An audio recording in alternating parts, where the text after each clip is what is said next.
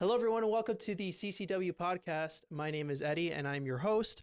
I figured with starting our series, we should probably introduce Citizens Crime Watch with none other than our executive director and my boss, Vivian Havlin. How are you doing today? Great. Thank you so much for coming with us and talking to us about the organization. Yeah. Why not? We could try. Yeah. So, before we even get to the organization itself, I think we should really just talk about you first, because your history, above all, I think is the most important thing to really highlight. So tell us a bit about yourself. Thank you. I started here when I was 21. That was 17 years ago. So let's try to do the math.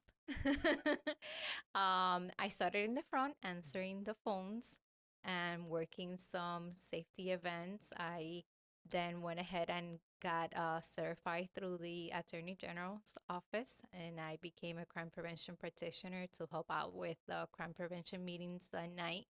And then the opportunity opened up, and I became the administrator, and I handle all the grants and all the finances for the organization for about 15 years.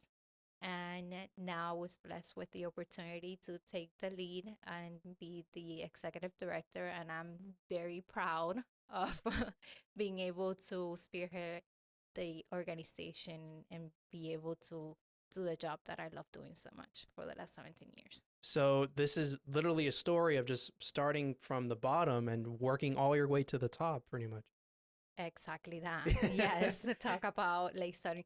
Yes, and I think it has helped me a lot, because been there, done that, right? So when it comes with the staff, I have like a clear understanding of like each position and what is required and what is that they're doing or what they might be going through. So I think it also helps me have a clear understanding and be able to lead them in the right direction and take this to where it needs to be, right?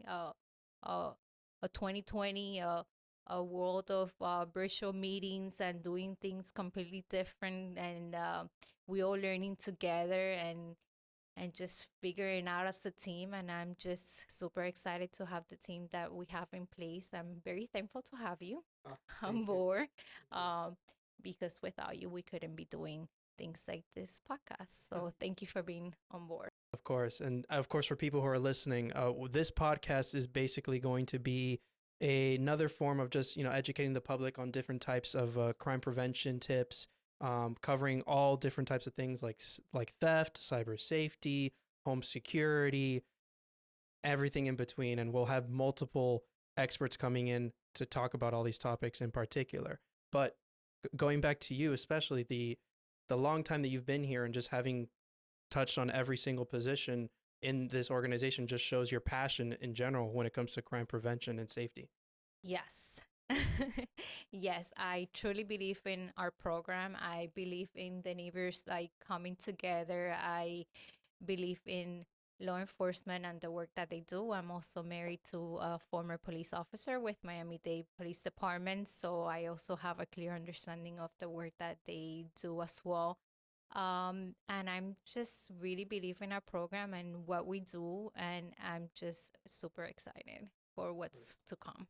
So then I guess from there, the perfect transition would be, could you give us what exactly is like the textbook definition or explanation of what is Citizens Crime Watch of Miami-Dade? Okay, so Citizens Crime Watch is neighbors coming together, right? To be the eyes and ears of their community and their neighborhood. They're the ones that live there. They're the ones that know what's going on. And it's a way for us to go into the neighborhood, touch base in crime prevention, give them safety tips. We teach them about lighting and trimming the hedges, security cameras, locks, you name it. We give them all the different crime prevention tips depending on what's going on in the neighborhood and what kind trends are happening, whether it's auto theft.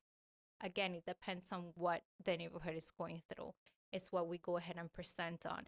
We go with a law enforcement officer that go over the crime statistics for the area and what's going on. But it opens up a line of communication between the residents and the law enforcement department.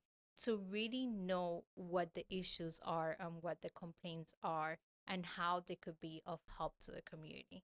The officer's not in that neighborhood all the time, but you are. So that's when you could communicate to the officer and tell them, listen, this is what's going on. This is like what we're hearing. This is what's happening like in my area. And be able to have like that line of communication between the police department and the neighborhood. So we kind of like the bridge in between that. We teach you how to report crime, right? What to look for, how to describe a suspicious person, what key terms to use when you're calling the police officer and the police department, when to call 911, which, by the way, if a crime is in progress, then you call 911. If you get home and your home is broken into, then you just call a non-emergency number for Miami-Dade Police Department. That's 3054 police. And then you go ahead and you file a police report. It's so important to file a police report. A lot of people sometimes get discouraged, but without those police report, again, we don't know what's going on in the neighborhood, and then we cannot help you. So we just try to go in there and like talk to them and like give them different safety tips, but also establish a better relationship between the neighborhood and the police department, and just bring everybody together, get to know your neighbors, and take it from there. It's very important to know who your neighbors are and establish that relationship. I know that I recently went on vacation and I was able to tell my neighbors, I have a crime watch in my neighborhood as well. I was able to tell my neighbors, hey, listen, like I'm going to be gone for, 6 days. And they got the mail for me. They were able to keep a lookout like for my house. Those things are very, very important. And we help you do that. And one of the points that you mentioned, I think, is extremely important to emphasize, is that what makes this organization different from your typical neighborhood watch is that we, as you said, we're the bridge between neighborhoods and the police. So with that being said, we have access to resources, educational tools that most typical neighborhood watches don't have. Absolutely. So we work directly with Miami-Dade Police Department. We are housed by them. We're so thankful for the partnership that we have with them. Director Ramirez has been like fantastic. We funded by the county and all the commissioners. So we're super thankful for all that, right? Without them, we cannot do what we do. But yes, it opens up the door to like burglary detective, whatever we need, like they're there for us, and we work directly with them, and we have the utmost like respect for them and vice versa, and we have like a clear line of communication with them at all times, and we really work hand in hand with the police department. Right. And one thing I've learned a lot with being in here and just kind of seeing how everyone partakes in assisting neighborhoods with certain issues, every neighborhood is different. That's one thing I've learned. I mean, I kind of knew that ahead of time, but I never understood how different neighborhoods can be when it comes to the crimes that are the most prominent in neighborhood X versus neighborhood Y. Yes, exactly. And it depends from like the county, like the south end of the county and the north end of the county, and crime travels, right? And like there's crimes like everywhere, but even the relationship that the residents might have, or the opinion that the residents might have of the police, or how like crime prevention works, is completely different, and it varies from place to place, and it's just very interesting. And it's what keeps it going for us, right? When you do this for so long, but you go to different areas and no one meeting like it's the same, like it keeps you on your toes, and it makes it like interesting for you, and it's what keeps you like going. And yes, the way we fix those relationships might be different, and the crime might be different, and it's just very interesting but very rewarding to just be able to have a meeting 6 months after that, and be able to have the officer cover like the grid run and the crime statistics for the area, and see that we made a difference. That is very, very rewarding for us. Yeah, that's definitely the most fulfilling element of being part of this organization, 100%. So the other thing too that you kind of lightly touched on, I want to expand on too, is the importance of neighborhood communication, because when it comes to being able to communicate or be the liaison between the police and also neighborhoods, what's really important that a lot of people don't understand too is that having good communication with your neighborhoods can be a key role in helping with crime prevention in general. Crime prevention and everything, and I'm very glad that you're touching back on that. So when we do our first initial meeting, it's kind of like an introduction, and if you're interested in becoming a neighborhood watch group, we require that you establish a phone chain or a phone tree. People have different terms for it. We normally refer to it as a phone chain, which is having your neighbors contact information and be able to communicate with them. I say this because it happened to me recently, um, and it's just it's rewarding even for you, right, as a person, to be able to have that line of communication open with them.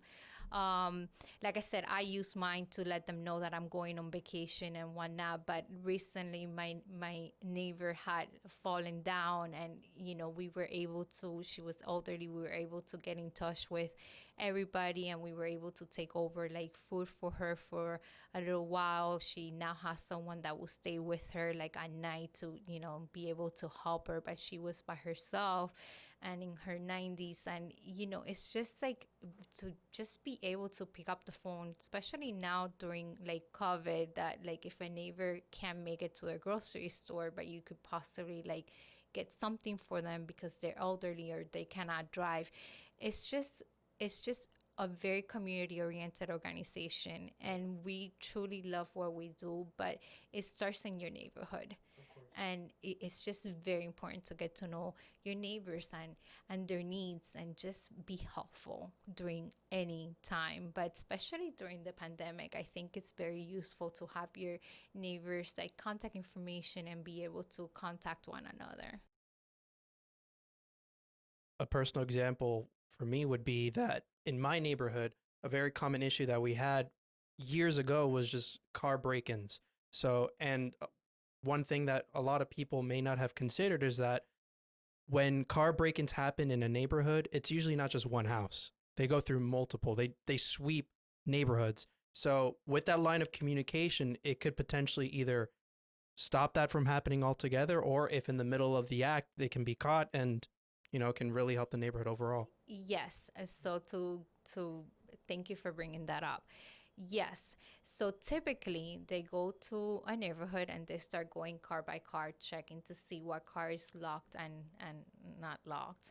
And if the car is unlocked, they go ahead and they go through your car and steal your belonging. It's crime of opportunity, right? Part of crime prevention is taking that opportunity away, right? That's where the safety tips come in. It's just like little reminders. I know that Miami-Dade Police Department at 9 p.m. puts out like a little bolo, right? Like letting people know, hey, lock your cars, because it's just a little reminder. Sometimes we get home from work, we're tired, we bring in groceries down, and we just forget to lock the cars. So yeah, it's very important. Like even between the neighbors, hey, my car got broken into last night. Like keep an eye out, because guess what? If they were successful one night, they're gonna keep going back to the neighborhood and keep going at it. So yes, very important to have the line of communication open.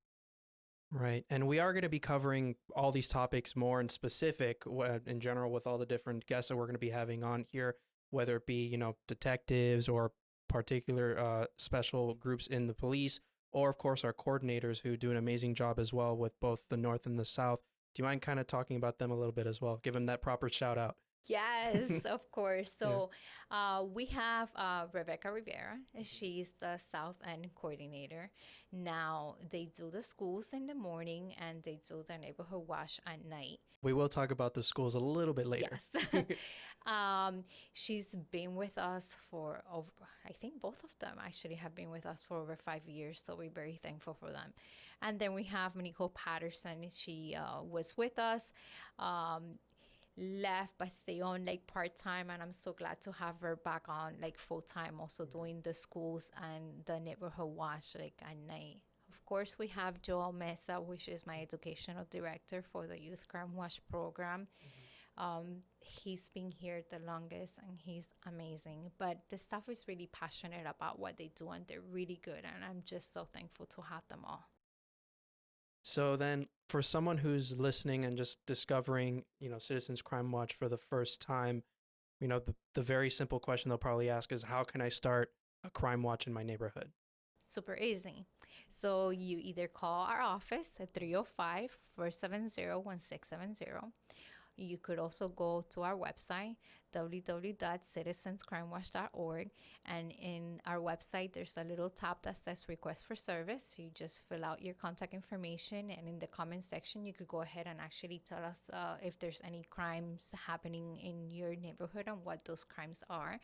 And as soon as we get those requests for service or the call, depending on the area that you're in, we assign it either to the north or the south end coordinator, and they will go ahead and call you, get different dates with you, and then they contact the police officer to set up a day and a time. We send you a flyer for you to give out to your neighborhoods, and we basically go out and we do the meetings. Now, typically, we go ahead and we do the meetings in person in someone's neighborhood. It could be in the driveway. We just gather like all the neighbors out together to put it into the face. We introduce ourselves so that we get to know like one another and go over the meeting that way. But now during COVID, we are also offering virtual meetings, which we do through Zoom, and it works kind of the same. And I say kind of the same with some reservation because I still like the, in-person like meeting and, that human contact. But we have to deal with what we're dealing with now with COVID and be safe, right? So it's whatever option they like. If we do a meeting in person, right now we have been doing them. It has to be outside. Everybody has to wear their face mask. We have to be spread apart. There's no eating, there's no drinking because you have to be wearing your mask like at all times. And we try to do like the meeting like outdoors and very spread out. But clearly, Zoom meetings is it's a popular option right now to be able to still get our message across. You still see your neighbors like in camera. If you don't have a computer, you can still call in and still get the information that we provide. So that's kind of what we're doing right now. Right. And I'm glad that you were able to kind of touch on the back end work that we do when it comes to setting up these crime watch groups, because I know a common thing that some people say, it's like, I want to start a neighborhood watch group, but I really don't want to go through all the work of getting started with that. So I think that's kind of It's really easy. It's just contacting us. We do all the work. We're the ones contacting the police officer. We set up the meeting. It doesn't even have to be inside someone's home, especially now during COVID, like outdoors in a driveway. If there's a community park, like we just, whatever works, especially during these times. And then, like I said, if after you do the initial meeting, you want to have like an actual crime watch, we do set up a second meeting in which we share the phone chain that we had discussed, which is a way to get to know like your neighbor's information. A lot of groups use WhatsApp to be able to send mass text messages to the group or different apps, you name it. There's different ways to communicate nowadays. And we take you the yellow signs, which serves as a crime deterrent. Because if a burglar sees that this is an established group that works with the police, then they go to the next block, right, or the next neighborhood over. And all you have to do after that is just meet once a year. It's really easy, but the benefits are endless. Now, we did talk a little bit about, you mentioned how our coordinators also go to our schools, and I think that's a good thing to bring up because although we do, as Citizens Crime Watch, focus on neighborhoods and crime prevention, another thing that we really touch base with is on the youth and really providing educational information to the children as well and going to school. So that all falls into our Youth Crime Watch, which we will talk to Joel Mesa, the educational director, about in the next episode. But can you introduce to us about what Youth Crime Watch is briefly? Yes, briefly, because that's Joe's baby, right? And Of I can't course. take that away from him. Yeah. But it is so dear to my heart, to everyone's heart. Anything that has to do with the youth is so, so, so important. But essentially, we partner with the school police. We're super thankful for Chief Lopez and his support. He supports us not only financially, but he truly believes in our program. So we have also a good partnership there as well.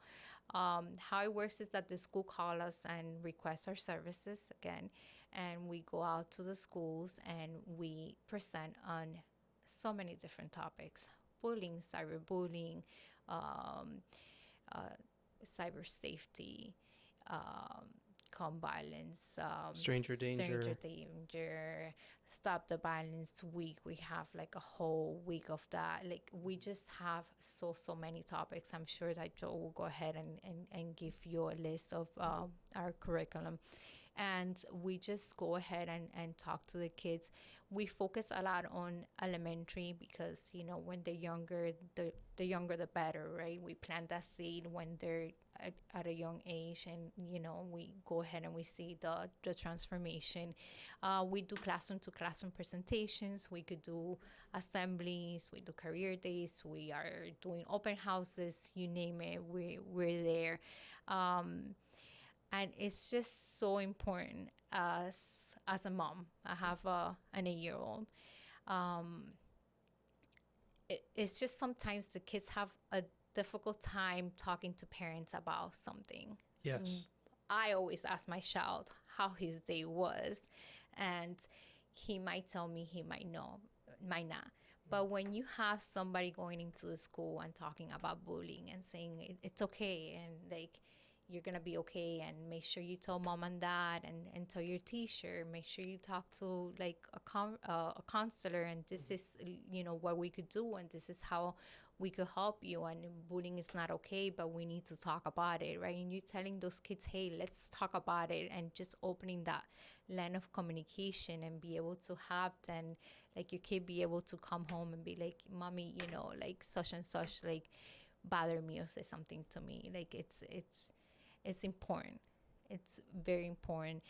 It's very important for the parents to be aware of what's going on in the school.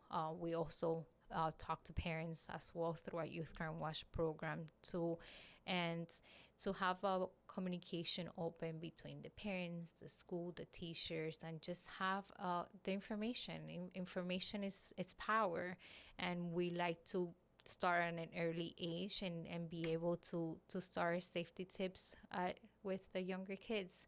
We do middle, we do high school. It's just a very important program, and I'm very proud to be a part of that too. And that's Joe's baby, so I'm looking forward to your conversation with him. Absolutely. So even when it comes to Youth Crime Watch or just Citizens Crime Watch, the two big words that stand out when it comes to the importance about these organizations is both communication and information. Those are the two things we try to emphasize across the board. The two most important things. Yes. The two most important things. Yeah. And with the kids, they need to know that they need to speak up, and that the adults are gonna be there, right? You could tell like your friends, but you also, it's okay to tell an adult. It's okay to get help, right? And with our Citizens Crime Watch program, again, information it's key, and the communication it's really gonna change your life. It truly is, right? It's varies so much from like being able to just take pride in your neighborhood and like see the crime reduction like in your neighborhood, but not just that, just be able to have a newfound relationship with your neighbors that you didn't know you you could have before.